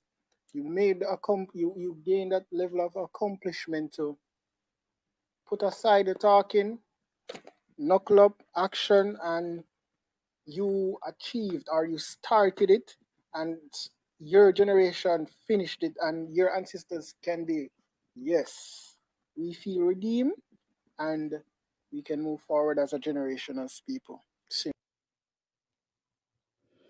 Bro, last words.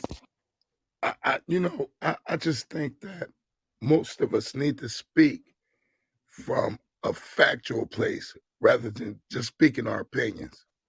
I'll leave it at that. Petty Deb. Then what are you? Petty, hold on, babe. Hold on. I'm trying to do this so everyone has enough time to speak before I end the show. Deb, you have a I'm good. No comment. shy lady.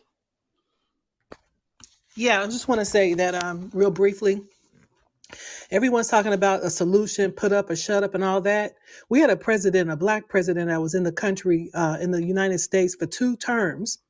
He did a little bit, but there's only so much he could do. He ran for office to make a difference, but with that, he was just basically there because a lot of stuff that he tried to pass got voted down. He tried. He tried to answer what people are talking about. What's the solution?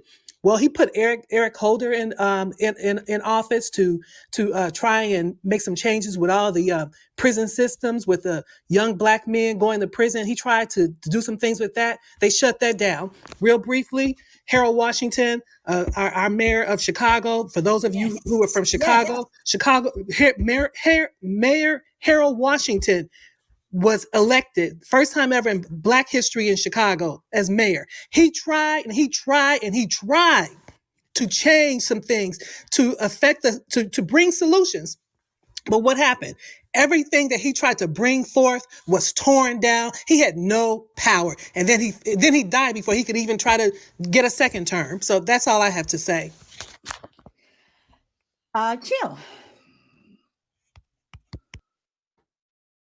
yeah, so I thank you for the conversation, everybody. I think I don't I don't know. I know Red Bro says speak from a factual place, but I'm not quite sure what that means because I'm not. I feel like he's making an assumption that we're not. So that would be a fallacy in the thought process as well. So I mean, but I get what he's saying. I'm typically uh, speaking from either a learned place. I don't speak about what I don't know, or we all have opinions about something we don't. So I don't want to. I'm not assuming that somebody doesn't or does know, but the intent behind that person's heart, I feel like he got great intentions. So I respect that brother immensely. Everybody in here, I feel like they got good intentions, and that's first for me. So I just appreciate the conversation, y'all, and I'll see y'all tomorrow. Bah. So, a few times tonight I've heard people say, I disagree, and I'm sitting here and I'm going like, I really wish we had longer, obviously, on the show, but that people would bring more facts instead of opinions to the table.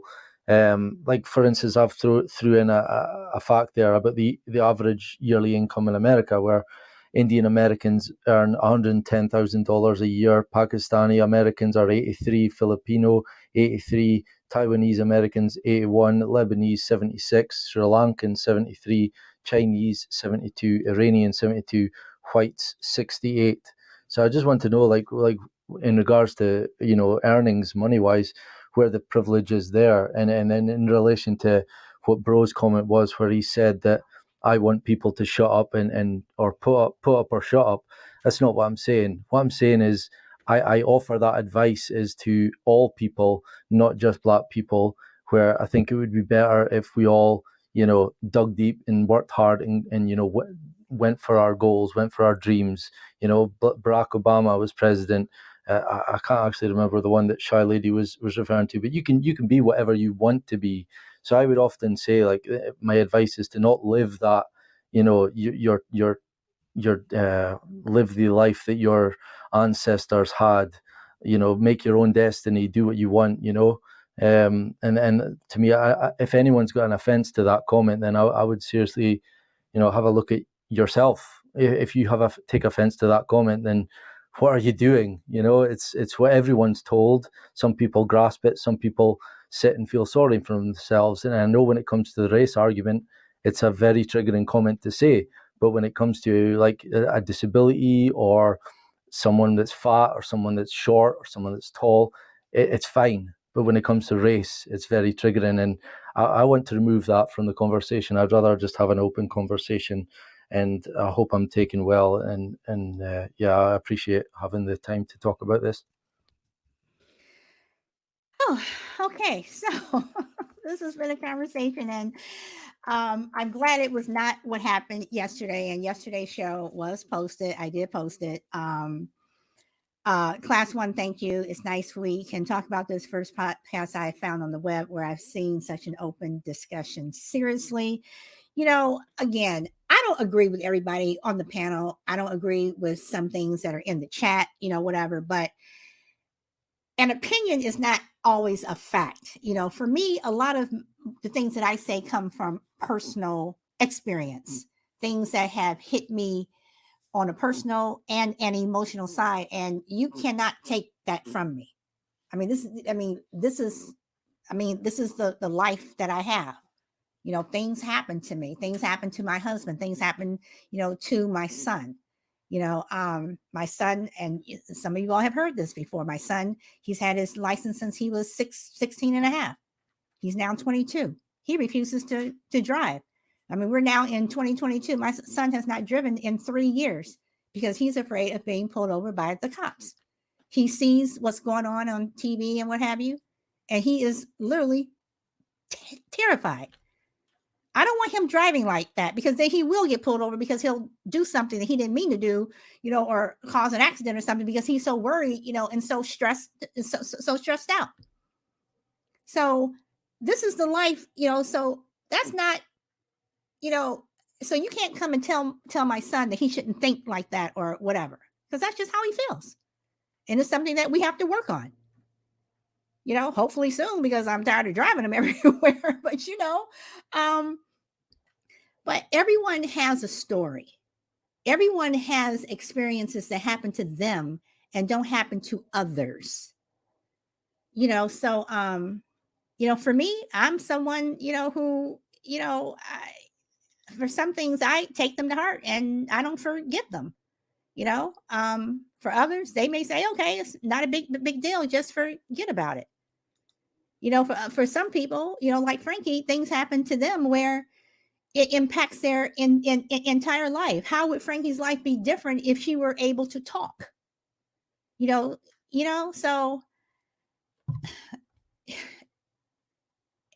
things affect people in different ways. We can blame people, we cannot blame people, whatever, but everyone has the right to their opinion, no matter how nasty it is, whatever. You have the right to it until you hurt someone with it. And words do hurt. Like I said, words hurt. So on that note, you guys, tomorrow will not be a part 3. I'm getting back to my regular schedule, and so hopefully you guys will come back tomorrow for something else. But I appreciate everyone coming. And Dina Joe, I am literally going to set my alarm to get up to see your show. If you guys have not been on Dina Joe's show, she has, it is just a wonderful show. So I am, because again, your show comes on at 7 a.m. and okay. So but anyway, on that note, guys, I'm glad everyone was here and you spoke your truth. Please, everyone, like the show. I appreciate you guys coming. Frankie, thank you so much for your pipings. You are like the fan that everybody wants. So thank you so very much.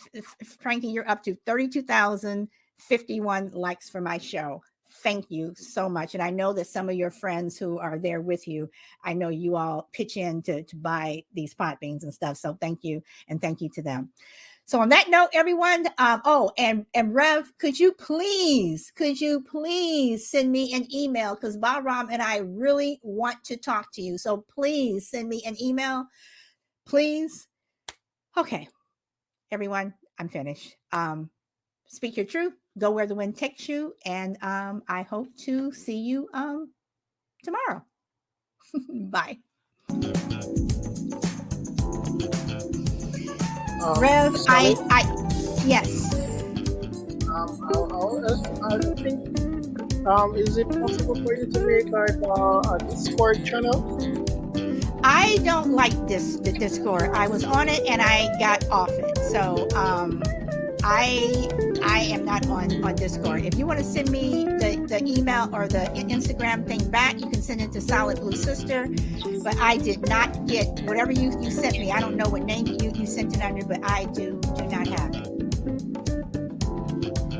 So I sent you my handle, so you could just look for it. What name are you on Instagram? Because I don't see Mate Man. So whatever you sent, I'm wondering if you sent it to me. You sent it to Solid. Okay, I will check it. I will we'll check it. You don't want nobody else outside of you or messaging me or changing anybody else. Okay, I will look for it. Chill, thank you. I disagree with you today, but thank you for being the voice of reason. So, Grid, Juju, Feisty, Frankie, Crazy Lady. I'm trying to think everybody who was in here who I didn't get a chance to thank for being here. But all you guys, thank you very, very much. So, Rev, I need you to send me an email. On that note, everybody, bye.